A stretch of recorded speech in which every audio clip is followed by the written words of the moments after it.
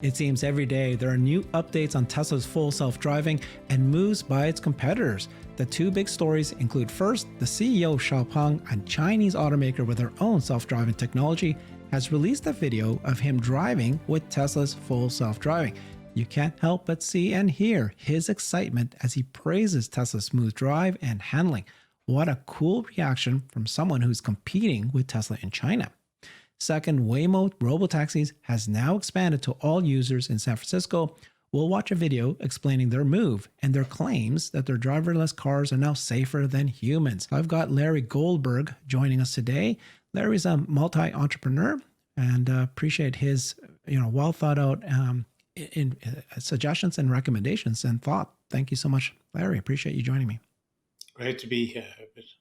So welcome back home. So you finally have your good home office and good audio. Appreciate this. But thank you so much for joining me as you were traveling the world the last several months. But here we go. So your favorite topic, full self-driving. Many of us believe this as well. So the news is that 12.4.2 is now being tested by employees. Elon said this just a few days ago, and it's going to be probably released to all of us, if not this weekend, then soon. Now, this is a little bit delayed. Larry, what's your thoughts on the progress of what's happening here? Well, there have been several delays actually in the whole 12 saga.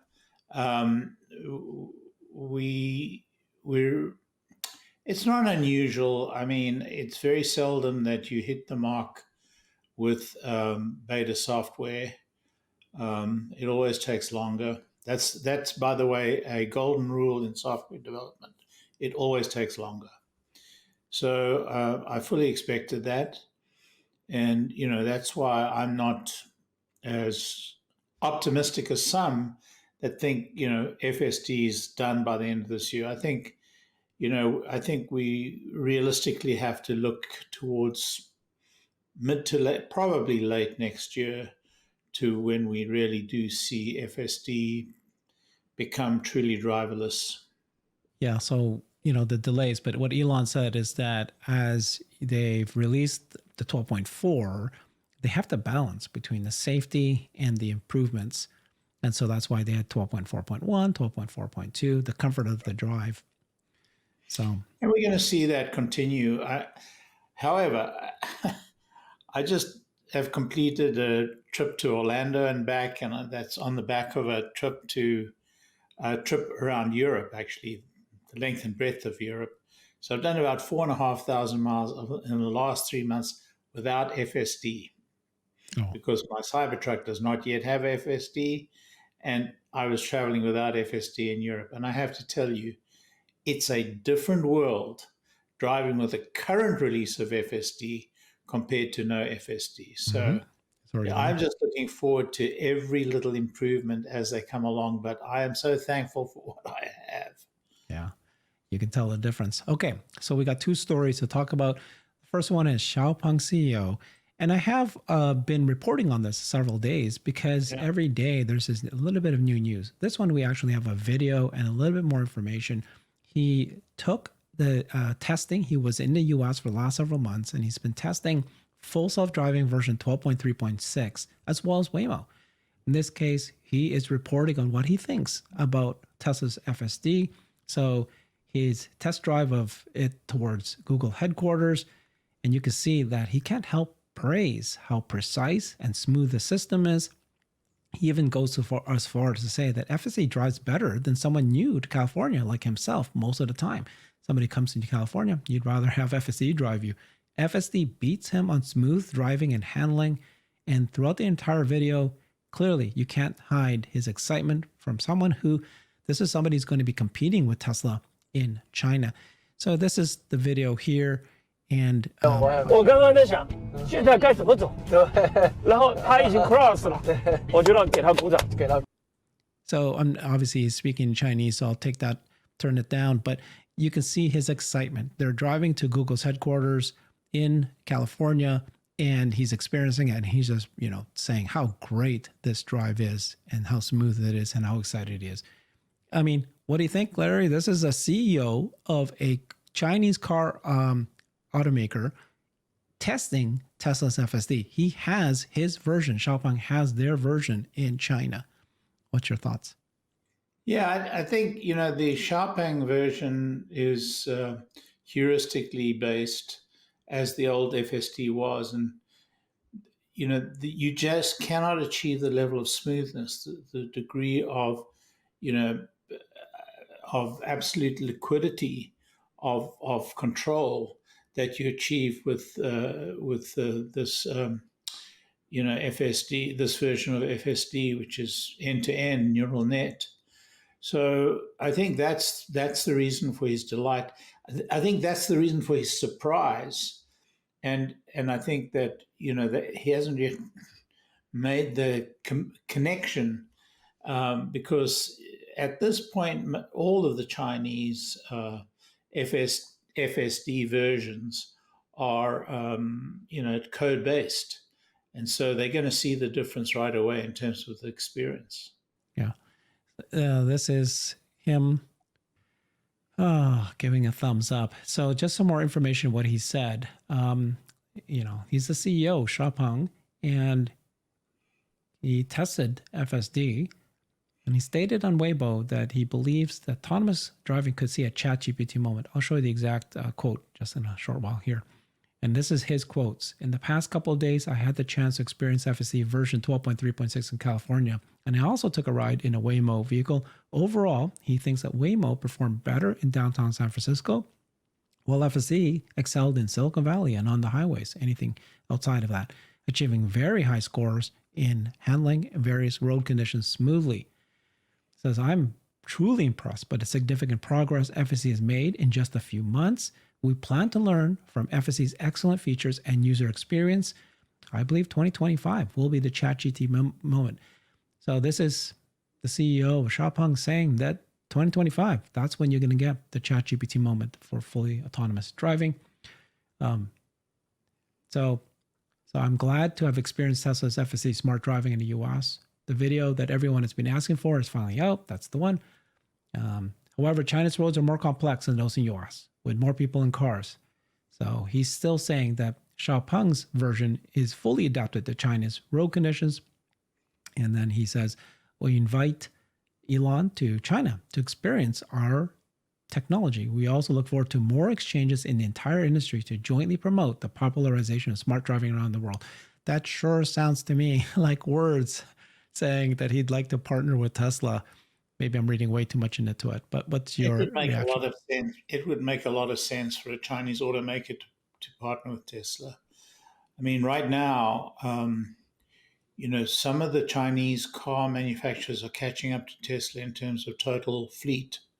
What they lack is, the video cameras and the standard video cameras and inference computers that Tesla has in their car, and at an incredibly economic cost.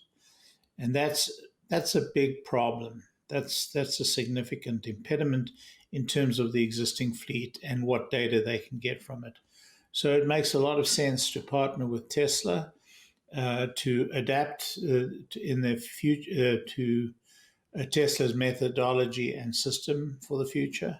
It'll shorten the cycle time for them dramatically, because building on heuristic programming, we now know it's not going to work. We know very well it's not going to work, and so they're really wasting their time. I mean, they could do a Waymo style solution, and doing a Waymo style solution will just not be economic. Yeah, so I think it's pretty clear at this point that vision only is much better than LiDAR. You don't need the LiDAR. And then that neural net is much better than just heuristic. And so you've got people testing it out. So this is happening more and more. This is the first one. So Alex Voigt from Europe, Tesla retail analyst, says, when the competition starts to praise your products, you know something fundamental is changing. It's likely that XiaoPeng is a candidate to license FSD from Tesla.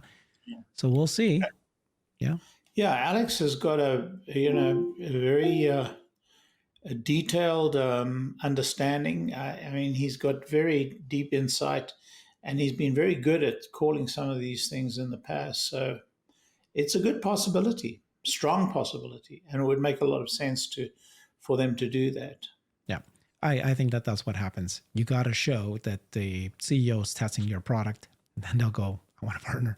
Okay, this next one is about Waymo. This is new information that Waymo's released here, that they're saying that they're now opening up their robotaxis to all users in San Francisco. I'm not exactly sure what it was beforehand. Was it only just a beta program? You had to sign up for it? Yeah, there was a wait list.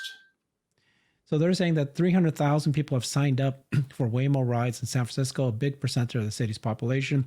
It says its driverless cars are safer than human drivers, especially by reducing accidents from human driver errors. So I'm going to play a video here. CNBC kind of explained the whole testing. Waymo opening up its robotaxis to all users in that city. That is the focus of today's Tech Check with Deirdre Bosa. Dee, are you going to take one today? I already did, Carl. It was as easy as booking an Uber or Lyft. And in fact, I took one here to Moscone Center for Figma's developer event conference. It's called Config. My driverless car, it arrived in under 5 minutes. It was easy to find. It was a smooth ride. I took some video from it. You're going to see a jaywalker in a moment. The driverless car handled it pretty well. Now, I've taken a Waymo before when it was still in beta mode, so that was organized by Google. So this was truly Waymo in the wild. I only decided to book it like 5 minutes before I left. And it's how anyone in San Francisco can now book one. There is a ton of interest. The company says that nearly 300,000 people here have signed up to ride with Waymo since they opened a wait list. That is more than a quarter of the city's population. So demand could increase by a huge amount. How it handles that will be interesting. This is only day 2 so far, but so far, at least in my experience, so good. The path here, though, has not been easy, and it will not be easy looking forward. The real test is going to come now with this broader rollout. It has taken a lot longer than many in the industry thought that it would take to get to this point. The technology, of course, is hugely expensive. I'm talking like billions and billions of dollars of investment with a so far unclear path to profitability. And of course, maybe most importantly for Waymo and other AV companies, safety is still a huge issue. They're going to have to convince consumers and regulators that these vehicles, driverless vehicles, are safer than human drivers. Waymo speaks to that last point in its blog post, saying that the Waymo driver is safer than even the most attentive human drivers, points out that traffic violence and drunk driving kills tens of thousands of people in the United States each year. Still, though, as we know, we've been covering this industry very closely. A few high-profile driverless car accidents has the ability to really set back the industry. Cruise, that's GM's AV subsidiary. Remember, it suspended its services and saw its CEO resign last year after a string of safety issues. It just announced a new CEO, Mark Whitten. He's a veteran of the video game industry, and that could mean more competition for Waymo ahead, which is the current leader. Could also mean more supply for growing interest. The question, though, for investors, key question, when does this all pay off? As I said, it has cost billions and billions of dollars. Waymo is owned by Google parent Alphabet, and it's part of its Other Bets business unit, one that loses billions of dollars each year. Now that it's giving rides to, a city the size of San Francisco, investors are going to be looking for some return on that investment. Okay, so a lot to talk about here. So first of all, what is Waymo's business model? It made it sound like, oh my God, this thing is solved, a fantastic solution.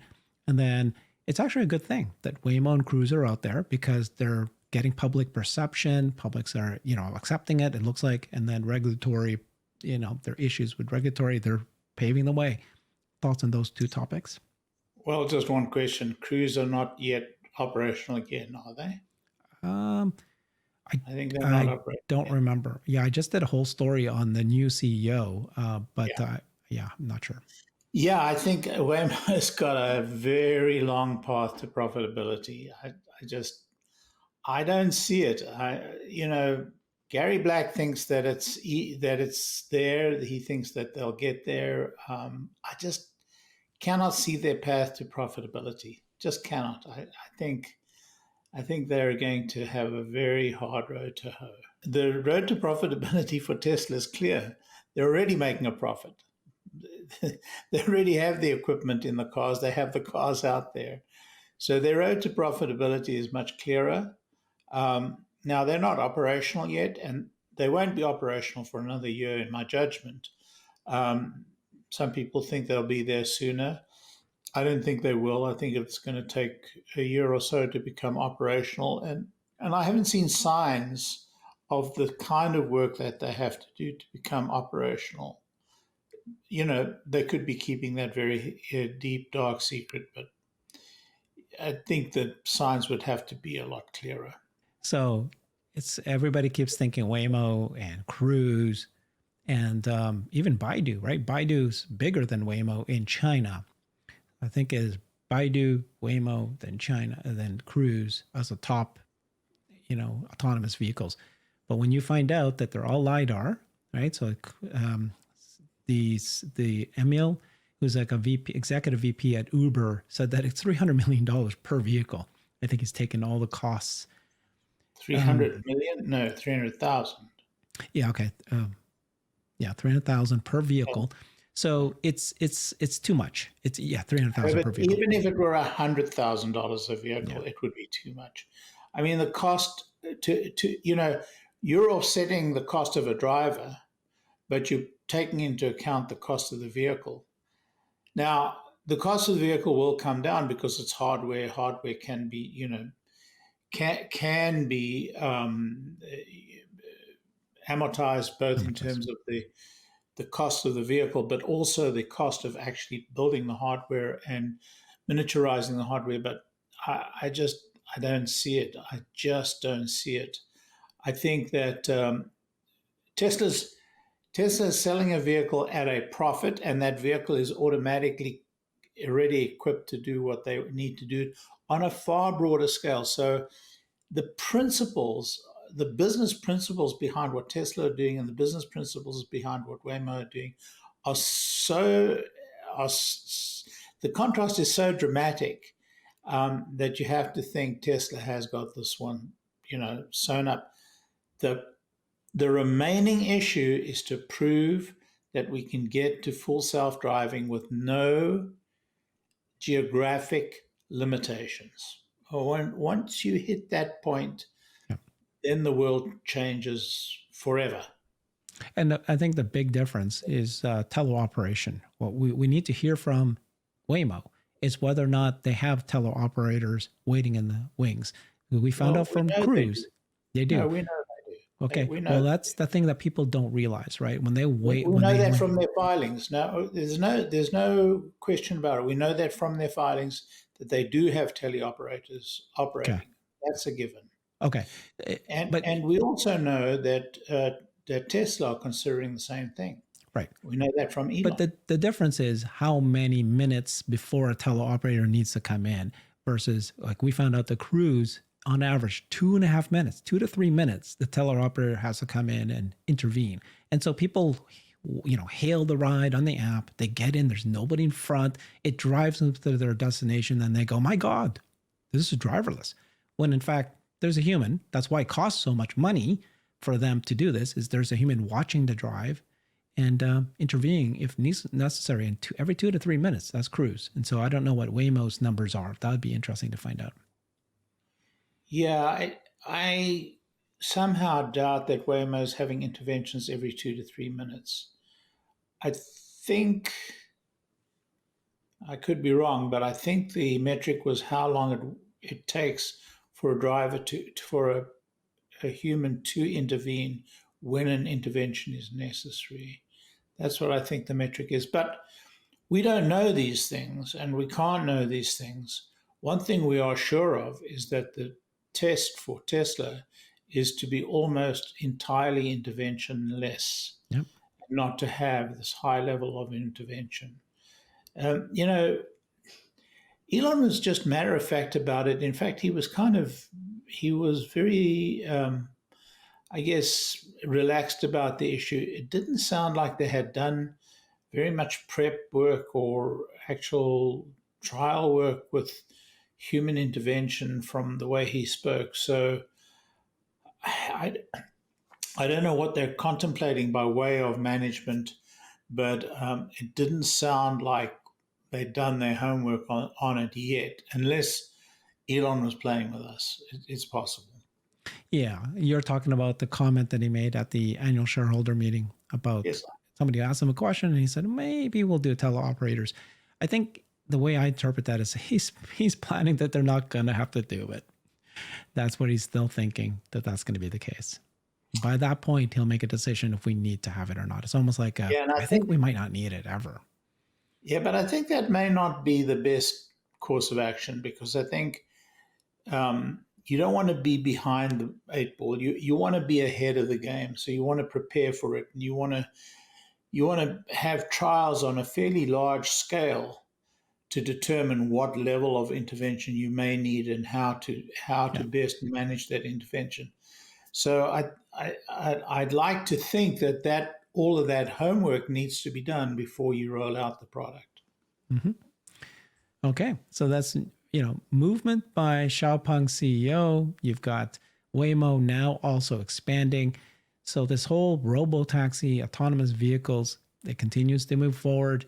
We've been reporting every week some sort of new advancement from Tesla, from China, approving legislation and making that happen. And then here, what we heard here was Waymo themselves are saying that the public perception is very good. Public in San Francisco, though, right? So this is obviously tech forward people. They seem to be enjoying it and wanting to do it, and they're paving the way for regulation. So these are all good, right? Just little tiny steps along the way. Thoughts on that one? Very important. And here's what's most important. It's getting the attention of the investment community. Mm. They're no longer hiding their head in the sand. They're no longer saying this is not something we can think about.